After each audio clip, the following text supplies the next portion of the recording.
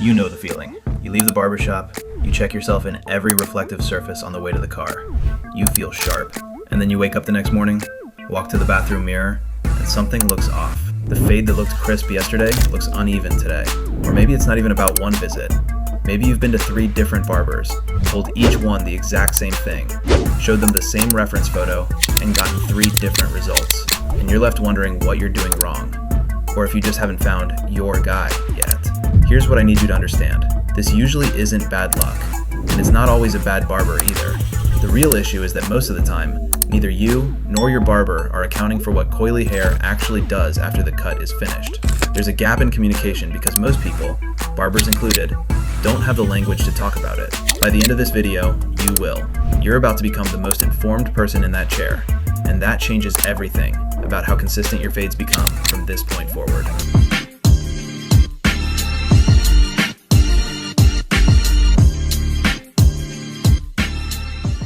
Why your fade looks different the next day. Let's start with the biggest factor nobody talks about, shrinkage. Coily hair can shrink anywhere from 50 to 70% from its stretched length as it dries and coils back up. So here's what's actually happening when you get a fade. Your barber is often cutting your hair while it's wet, or while it's being stretched slightly during the cutting process. In that stretched state, everything looks blended, even, clean. But once you leave the shop and your hair fully dries and coils back to its natural state, the length relationships change. What looked like a smooth transition when the hair was stretched out can tighten unevenly once it springs back. And that's the, "it looked great yesterday, what happened?" moment. Here's the one sentence that changes everything. Next time you're in the chair, say this to your barber. "Can you cut my fade dry or close to dry?" That's it. When your barber cuts your hair closer to its natural, dry state, they're working with what your hair actually looks like day to day, not a stretched out preview that's going to change shape after you leave. This single request shifts the entire foundation of the cut toward the result you'll actually be living with. The 2-minute rule. Now let's talk about something you can literally time. The blend zone. That area where the short faded sides transition into the longer hair on top is where most fades succeed or fail. On coily hair, this zone needs more attention than it does on other textures because the curl pattern hides unevenness. A section that looks blended after a quick pass can reveal gaps and ridges once the curls settle back into place.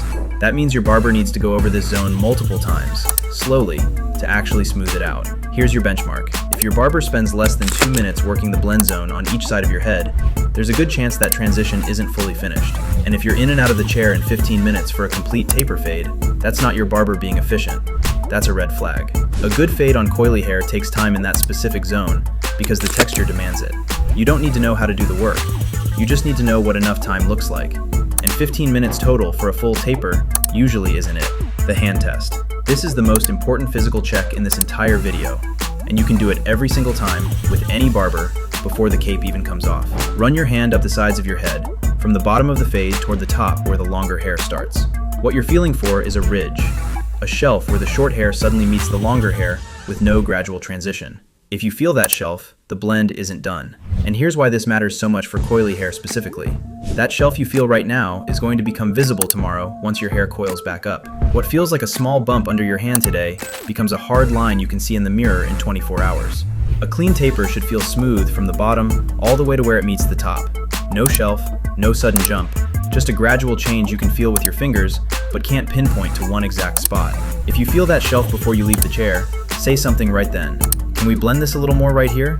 Pointing to the exact spot you felt the ridge gives your barber precise information instead of a vague, "something feels off." Catching it in the chair takes 30 seconds. Catching it tomorrow means living with it for 2 weeks or going back for a fix. If you've ever felt that ridge and said nothing because you didn't know what it meant, subscribe, because what's coming next explains something even more common. And it's the reason your fade looks different on each side of your head. Stay with me. Why one side always grows out faster. Here's a frustration almost every coily-haired man has experienced without understanding why. Your fade looks clean on the left side for a full week, but the right side starts looking grown out and messy after just 4 days. You assume it's just how your hair grows, or maybe your barber wasn't paying attention to that side. What's actually happening is density variation. Your hair isn't the same thickness everywhere on your head. For most people, the crown area is denser than the temples, and that density isn't always symmetrical from left to right either. When a barber uses the exact same guard length and technique across a section that's denser than the corresponding section on the other side, the denser side will visually hold its shape longer because there's simply more hair there to maintain the look. The thinner side reaches grown out faster because there was less hair to begin with. If you've noticed this pattern, one side always looking rougher first, here's what to say. My right side tends to grow out faster than my left. Can we go slightly shorter on that side to compensate? That's it. You're not asking your barber to do anything complicated. You're giving them information about your own head that most clients never share. And a good barber will absolutely use that information to even out how your fade ages between visits. How to find and keep a barber who gets it. Everything we've covered so far works with any barber. But let's talk about finding someone who already understands coily hair, so you're not constantly re-explaining the basics every visit. When you're checking out a barber's portfolio, don't just look for clean fades in general. Look specifically for fades on coily hair, and look at how those photos were taken. If every photo is taken immediately after the cut while the hair is still wet or stretched, that's a sign this barber might not be accounting for shrinkage. A barber who shows dry results, or even better, shows the same client a few days after the cut, is showing you something most barbers never bother to document: how the work actually holds up. On a first visit, you can ask directly, do you usually account for shrinkage when you're cutting fades on coily hair? You'll know immediately from the response whether this is something they think about regularly or something they've never considered. And here's the big one. Give feedback during the cut, not after you get home. If something feels off using the hand test from earlier, or if you can see in the mirror that something doesn't look right, say it before the cape comes off. Most barbers want to get it right, and would rather make a 30-second adjustment in the chair than have a client leave unhappy. The awkwardness of speaking up in the moment is nothing compared to the awkwardness of going back for a fix, or worse, just living with it and finding a new barber every few weeks. A good barber who gets real-time feedback from you becomes a great barber for you specifically because they learn your hair over time. Aftercare that protects the fade. Now let's talk about what's completely in your control, both before and after your appointment. The morning of your cut, wash your hair and apply a light oil before you head to the barbershop. I use the Juice Boost Hair Growth Oil for this. A small amount worked through damp hair gives your barber hair that has elasticity and slip instead of dry, brittle strands that are harder to cut cleanly and more prone to uneven cutting. A barber working with moisturized hair can see how it actually behaves, which leads to a cleaner result overall. After your cut, the first wash matters more than people realize. Wait at least a day or two before washing. This gives your fade time to set and your scalp time to calm down from any irritation during the cut. When you do wash, apply the Juice Boost oil to your scalp afterward while your hair is still damp, focusing on the faded areas where the skin is more exposed and prone to dryness. This keeps the shorter sections from looking dull or ashy, which can make even a perfectly blended fade look less sharp. Between cuts, a light application every few days keeps your scalp healthy and your fade looking fresh for longer, especially in the areas closest to the skin. Here's what's actually changed after watching this video.